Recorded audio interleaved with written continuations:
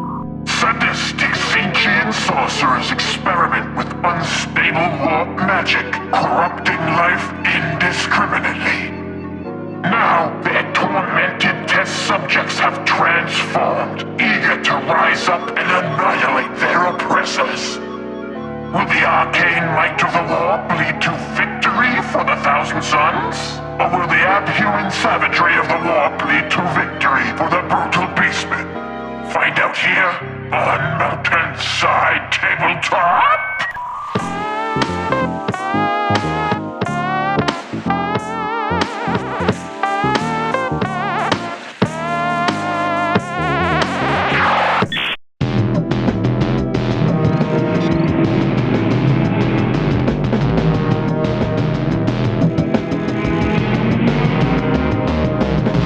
What's up, everyone? Welcome to another Kill Team Battle Report. For this matchup, we asked our patrons to select between a bunch of our teams that have been on the channel and have never won before, and they've come up with the Fellgor Ravagers versus Warpcoven. So, pretty excited to finally get the mountain goats back on the channel.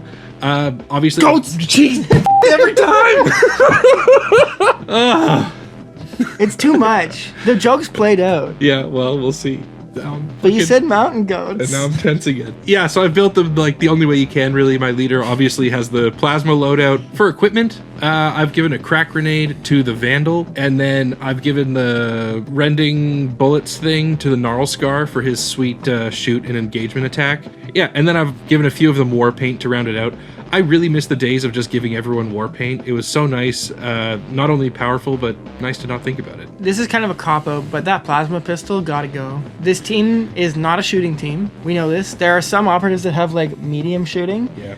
But this plasma pistol, I know it only hits on 4s, but if you roll hot, I could be screwed. So I gotta kill your leader, I think. Yeah, and with his call the hunt, whatever his ability is, those free dashes can really add up too. So yeah, spooky. Yeah.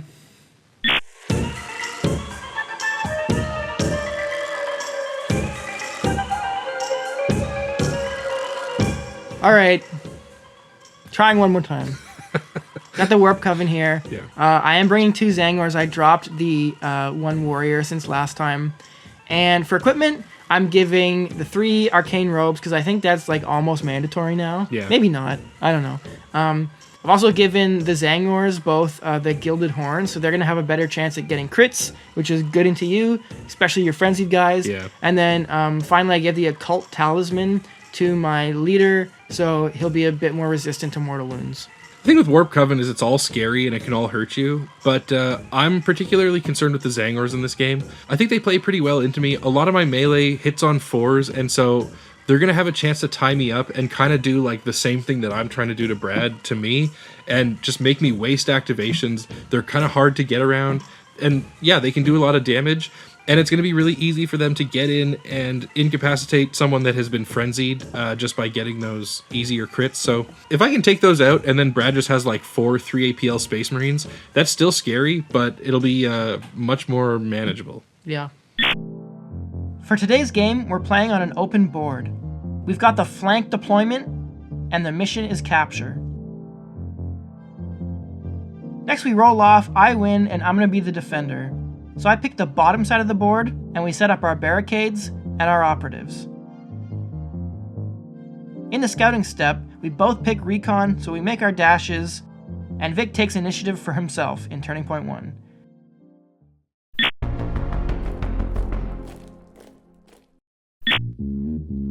Alright, for strategic ploys in Turning Point 1, Vic starts off with Call the Attack on the Vandal, and makes a dash. Then I play Exalted Astartes for free, and Vic plays Reckless Determination. In target reveal, Vic reveals Eliminate Guards on my leader, I reveal Seize Ground on the shipping container that's closest to my deployment zone, and then Vic reveals Route. So, in a few years of playing Kill Team, I can honestly say I've never said this sentence, but with the first activation of the game, I'm going to charge your leader. This really caught me off guard, Yeah. dude. Does this count as an alpha strike? I mean, this is A melee alpha strike? This is a Sigma strike. So my Vandal's going to charge the leader and obviously fight. So hitting on 4s. Oh. Relentless. You gonna play that ploy? Oh, you haven't naturally, right? Yeah, well, because I charged.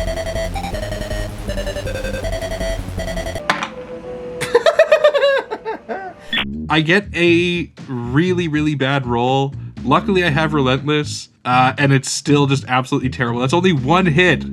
Brad gets a pretty pedestrian roll here, but spends a CP to re-roll one.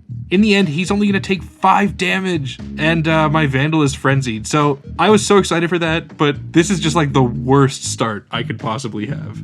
I'm going to go with my Sorcerer that has Fly, Move and Dash, and then shoot with Flux Blast on Vic's leader. That's a lot of ones. Your leader just takes 4 damage, unfortunately. But then I get a blast attack against the Gnarlscar. And the Gnarlscar is frenzied. And then finally, another blast attack against a Flux Spray.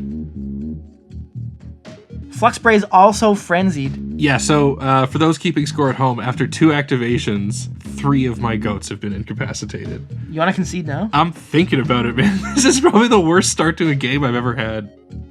So I'm going to activate my Gnarlscar before he's just shot off the map. I'm going to spend a CP on Wild Rage to get an extra inch of movement so that I can charge Brad's Sorcerer up on this crate. I'm going to use Uncompromising Attack to make a free shooting attack, which unfortunately does nothing. And then I'm going to fight him. I'm only going to get to do 4 damage here before Brad lands a crit and incapacitates the Gnarlscar. Alright, enough of that nonsense. This Zangor is just going to move up onto this objective. My Shaman is going to use his Super Conceal Psychic action and move up to this barricade. I guess it's better late than never to start playing safe. Alright, I'll go with my second Sorcerer now. I'm going to charge the Vandal here and fight. I'm rolling 5 dice here because of my Time Walker boon, and I have Lethal 5 up and Relentless, so I have 10 chances for a crit, and that'll one-shot this guy. It's a lot of ones again, Victor. I do have Relentless. No crits. So I take 5 damage, and my leader also takes 2 because of Reap. Oh, but I have my Occult Talisman. No, it doesn't do anything. I do get the kill, though, luckily. Then I'll use my Psychic action to heal up my leader. That's 4 health healed, so I'm back up at 10 out of 13. Alright, my Death Knell is just going to move and dash up and control this objective. My Icon Bearer is going to move up and shoot Vic's Flux Spray. Trying to kill it with a crit. First shot. Nothing. And then second shot. Also nothing. Great. My Gorehorn is just going to move up to behind this piece of terrain and hide and get ready for Turning Point 2. This Zangor is going to move up and just hide.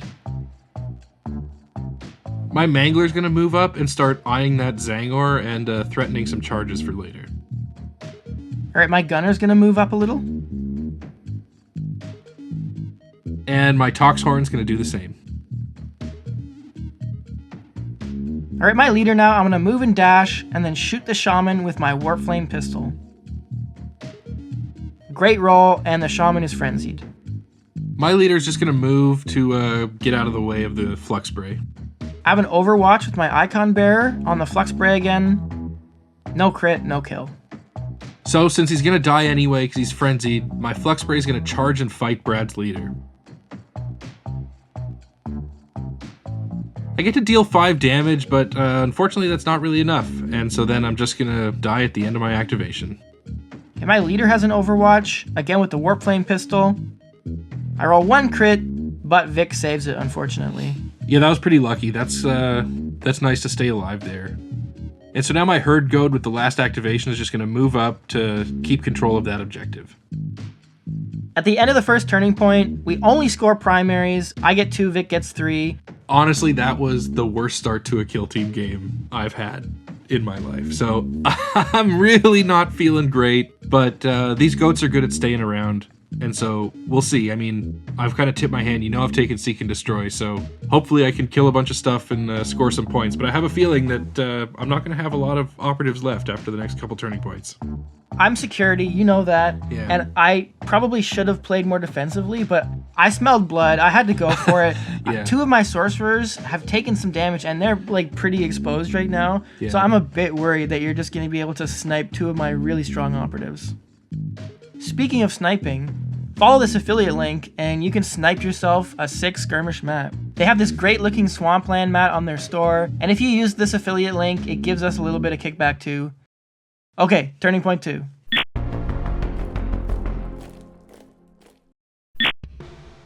Very important initiative roll in turning point 2. I win ties, Vic rolled a 3, and I rolled a 2. For strategic ploys, Vic plays ambush, and I play Exalted Astartes. And then in tac op reveal, Vic targets my leader for eliminate guards, and then I show both these tac ops about controlling stuff in the center of the board. I'm going to kick things off with my Gorehorn and charge and fight Brad's leader.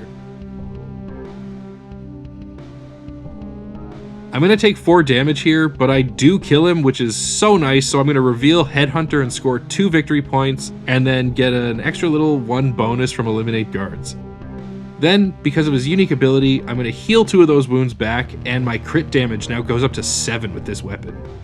Then I'm going to spend a CP on Blood Sense to chain activate my leader. I'm going to take a non-overcharged plasma shot at Brad's sorcerer here. He has an invuln save anyway, and I'd rather just not lose the health from rolling ones.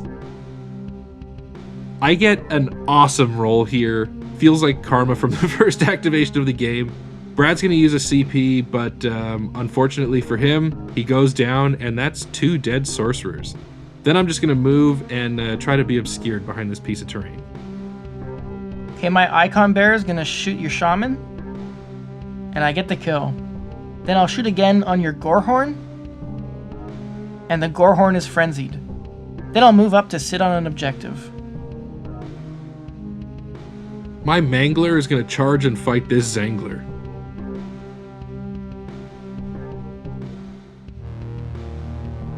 I am going to get the kill, but unfortunately I take 4 wounds, so I'm down to 7 HP, but I'm going to score a point for rout here. Alright, well my other Zangor is going to charge and fight your Death Knell.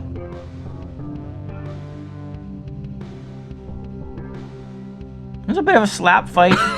I take 4, but bring the Death Knell down to 2 HP.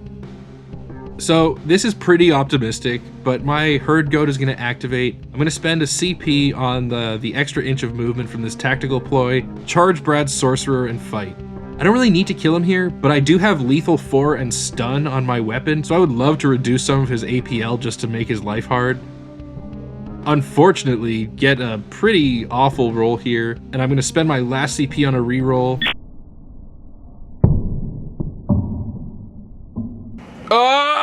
And then Brad's going to get a pretty good attack roll and frenzy the Herd Goat.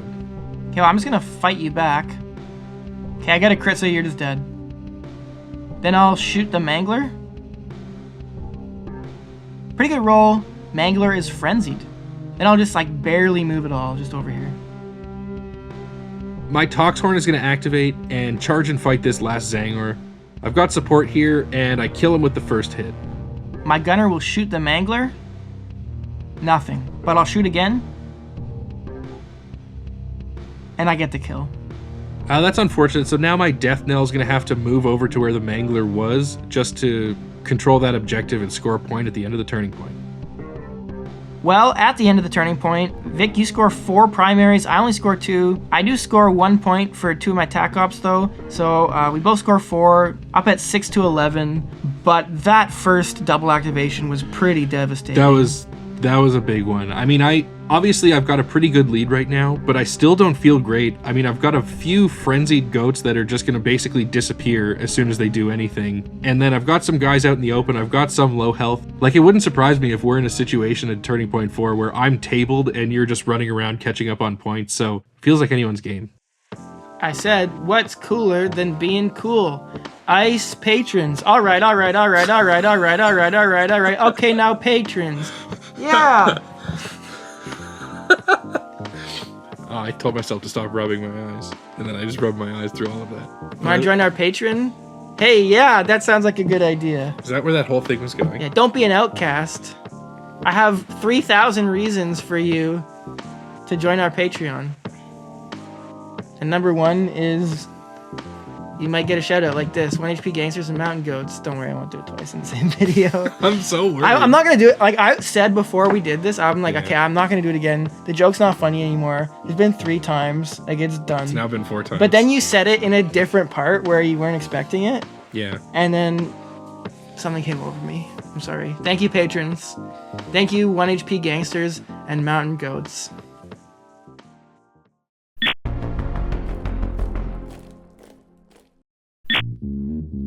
In Turning Point 3, we roll off and Brad secures initiative. In the strategic phase, he's going to play Exalted Astartes for free, and I'm going to pass. In target reveal, I'm going to put Eliminate Guards on his Icon Bearer, and then we're going to get into the game. I think my best play is to go with my Icon Bearer, so first I'll move and then shoot the Gorehorn. No crits. I'm going to burn a couple CP here fishing, because I want to kill this guy. He's frenzied, but just to waste some CP. Then I'll shoot again. 1 crit, but I don't know, like you could maybe save 1 crit, so I'll burn 1 more CP. Luckily I do get the kill though, and I've moved to a spot where I can maybe score some more points at the end of the turning point. My Toxhorn is going to activate and charge and fight Brad's Gunner. I get the kill, but I take 6 wounds here. I have a 6-up Field of Pain to hopefully heal some of those back, and I whiff them all, unfortunately, so I am injured. Maybe stupidly, optimistically, I'm going to spend a CP here on Ruthless Rampage to charge and tie up that pesky Sorcerer. This is also going to score me 1 point for route. Okay, well I gotta go with the Sorcerer again. I guess I'll fight you back. Dude, where were these rolls earlier in the game? So I frenzy you, then I'll fight again. Okay, he's gone. Then I'll heal myself for free since I'm in range of the Icon Bearer. I'm back up to 10 HP, and then I'll just move over to this objective and to the central control area. My leader is going to charge and fight this Icon Bearer. I waffled back and forth a lot between using my plasma pistol or charging, and I just don't trust myself to roll 4s, so I'm going to charge and fight with the bludgeon. After we roll, Brad spends his last CP hoping for a miracle to stay alive, but he doesn't get it, so I'm able to get the kill and stay alive at 1 HP.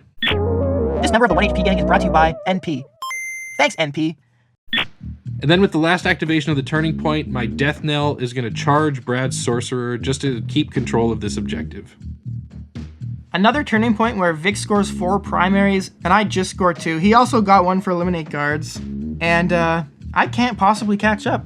I did max out 2 of my TAC ops here, but I can only score 1 from Seize Ground at the end of the game maximum. The most I could possibly score is 5. Victor's gonna score at least 2 or 3. Yeah, it's definitively over. We joke about it a lot, and I often think I'm losing kill team games that I end up winning, but I was totally sure that I was losing that one after the first few activations. I had an okay turning point 1, I'm not gonna lie, but I think, I played aggressively and I got punished. Yeah. If I had won turning point 2 initiative, I could have got a couple kills with one of my sorcerers. You wouldn't have had that double activation. Maybe you could have killed 1 sorcerer, but things would have been very different. Yeah. Although I'm the one that put myself in that position, and really I have no one to blame but myself, I guess. Yeah. Good game. Nice for the goats to finally get a win. One of these days, Warpcoven is going to win. I don't know if they will. I don't know if they'll be on. You want to try them? I don't know if I want to play them again. Yeah, maybe. It's funny, they're such a hard team to play against, but I think all the things that make them really hard to play against also make them really hard to pilot. Yeah. And there's just so many moving parts. Also, their TAC ops suck. Their TAC ops are bad, yeah. I think the Soul Reaper Cannon Gunner is just overrated. Yeah. Yeah, the gun is good, but the amount of opportunities you have to shoot twice with it is so limited. I wonder, 2 extra Zangers might have been nice, just more bodies, Yeah. more activations. I don't know. Anywho, thanks for sticking around. That was a pretty wild game. We've got more coming up. I don't know what's coming up next, but more Kill Team. The good thing with how quickly we're able to put these out these days is that we can kind of rinse the taste of this game out of our mouth pretty quickly with something else. If I were you, I wouldn't want to rinse this. Nah, this one it wasn't great. Didn't feel good. Yeah. Dirty win. Yeah, exactly. All right. Thanks, folks, and we'll see you in the next one. Adios.